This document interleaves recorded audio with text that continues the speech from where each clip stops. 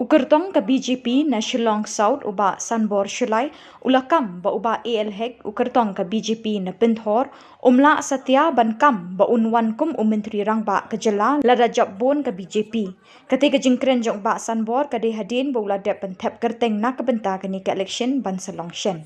Wah, hek umla abadong daladi unput turai daladi bang ada bang long chief minister laga BJP ka job.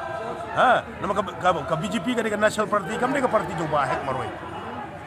Hatta sebut lah kawan ketang jiterwa IPP track na belum siap. Kacong be apa Delhi dagi mana ka dia kawan direktif Delhi bagi naik minister.